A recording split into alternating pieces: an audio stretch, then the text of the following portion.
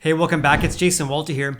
As I reported to you guys a couple days ago, annual home price growth actually dropped by 2 percentage points in June, the greatest single month slowdown on record since at least the early 1970s. On top of that, housing inventory has increased about 124% over the last 5 months. So there's a lot going on with our housing market right now.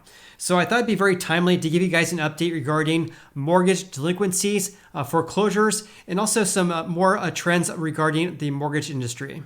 So the report I want to share with you guys today is compliments from Black Knight, which is a data analytics firm that basically supports the housing and mortgage industries here. So they have what's called their Mortgage Monitor Report, and they actually just published this a couple days ago for June 2022.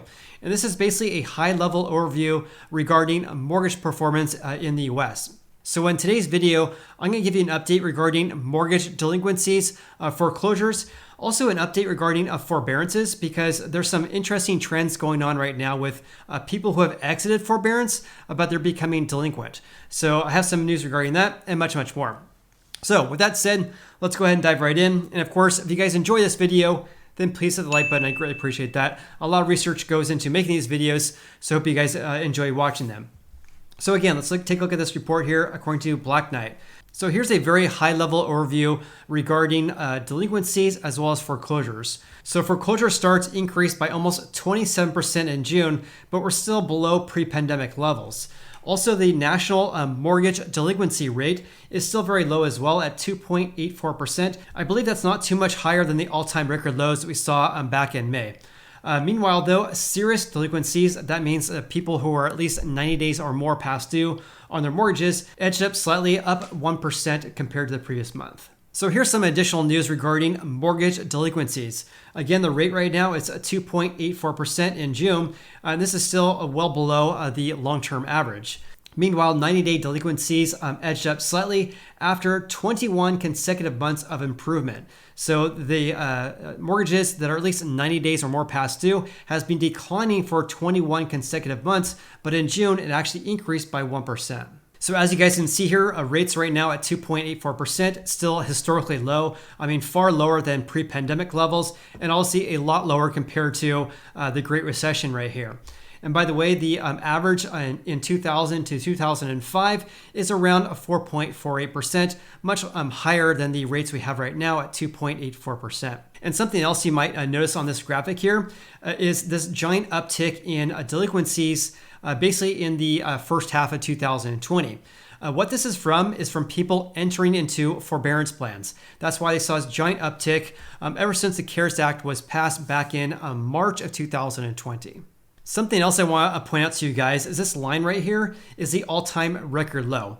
And if I'm not mistaken, this record low was set back in May, just less than the current rates right now, just a little bit less than 2.84%. And here's an update for you guys regarding mortgage delinquencies by stage. And the buckets they have here is 30 days past due, 60 days past due, and also 90 days or more past due. And they also have here total delinquencies as well. So early stage delinquencies, which are defined by around 30 days past due, has risen in 9 of the past 11 months, but still remains about 30% below pre-pandemic levels. Meanwhile, serious delinquencies, which of course are 90 days or more past due, are running about 50% above that threshold back in pre-COVID levels. So here's a graphic showing these trends here. Again, 30 days past due, 60 days past due, and the dark line right here is 90 days or more past due, and these are total mortgage delinquencies. As you can see right here, when the CARES Act was passed, I believe it was in the last part of March of 2020, we had a big uptick in delinquencies, but that was just because we had an increase of people entering into forbearance plans.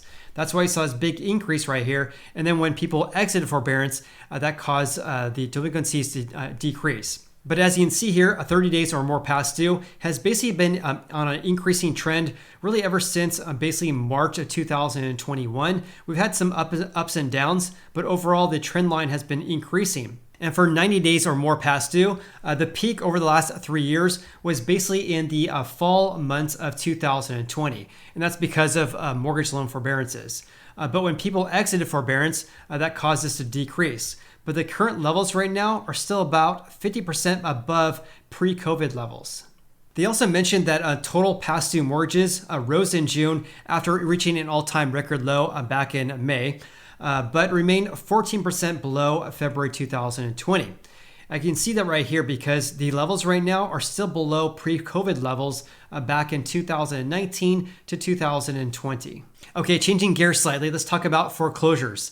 According to Black Knight here, foreclosure starts and sales edged higher in June but remain well below pre-pandemic levels. Foreclosure starts jumped 26.6% compared to May of this year, but we're about 5 times last year's levels because we have federal moratoriums in place last year. And the current levels of foreclosure starts right now are still about 40% below pre-pandemic levels. In regards to sales of foreclosures, those rose by 9% from the prior month, but they have almost doubled year over year. Volumes remain at about a third of pre-pandemic levels though. Okay, changing gears again, let's talk about forbearance plans. So as of July 19th, approximately 563,000 homeowners are still in forbearance. That only represents 1.1% of all mortgages in the US. This is obviously much lower than the highs we had back in May of 2020, when we had approximately 4.7 million people in forbearance. And you guys may not be aware of this, but you can still enter into a new forbearance plan. So much so that new plan starts have basically held steady month over month. FHA and VA loans actually accounted for the largest share of new plan starts. And it says here, given the steady entry and exit volumes in recent months, in other words, people entering into forbearance and also exiting forbearance, plan volumes, in other words, the amount of people in forbearance, plan volumes are expected to slowly trickle off until the emergency declaration is ceased. But we still have a COVID-19 national emergency still in place. And that's why you still can enter into a new forbearance program. So here's according to the Consumer Financial Protection Bureau's website. It's a government website. It says here, if your loan is backed by HUD, FHA, USDA, or VA, you can still request an initial forbearance plan as long as the COVID-19 national emergency is in place. And it still is in place. Also, if your loan is backed by Fannie Mae or Freddie Mac, there is still no deadline for requesting an initial forbearance.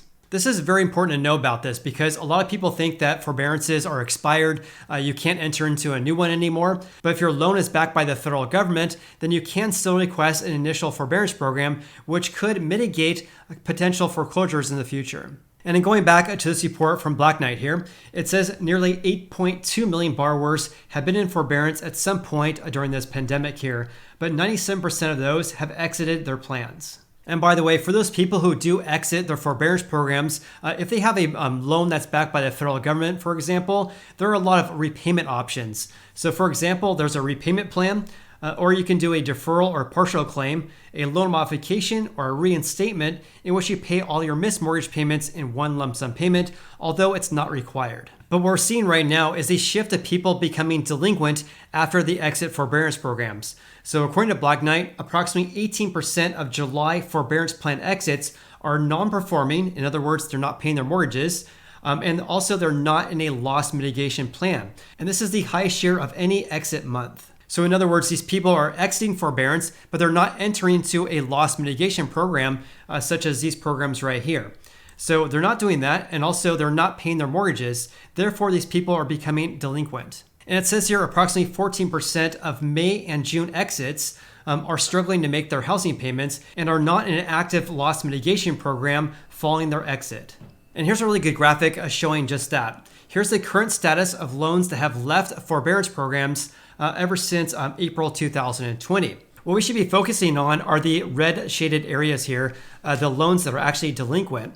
I mean, in the early parts of this pandemic, when people were exiting forbearance, the vast majority of these people were not delinquent on their mortgages, but the share has been increasing more or less every month. And obviously, these are the folks that are at greatest risk of foreclosure in the future. However, though, Black Knight states that only 4% of the loans who have left forbearance are currently delinquent and not in loss mitigation. But of course, as I share with you guys, the performance has been worsening. Another trend we're seeing right now is an increase in the debt to income ratios of people who have locked in their mortgage rates right now who are buying houses. So here's the average DTI, or their debt to income ratio, on purchase rate locks for primary residences.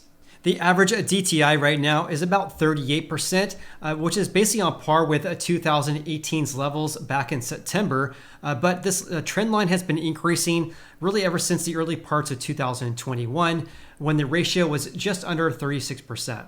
And here's the average debt to income ratio by loan type. So for FHA and VA, these rates right here, or these levels, are the highest levels in their data series here, which goes back to 2018. So FHA, the debt to income ratio, or the average DTI, is approximately 44%, and VA is around 42%. Again, the highest levels we've seen since at least 2018. For people buying houses right now, their average credit scores still remain very high. Here's the average credit score for people who have locked in their mortgage rate. And this, by the way, is for primary residences only. This data series goes back to January of 2018, and the series high, where they had the highest credit scores on average, was actually set in April and March of 2021, when the average credit score was around 731.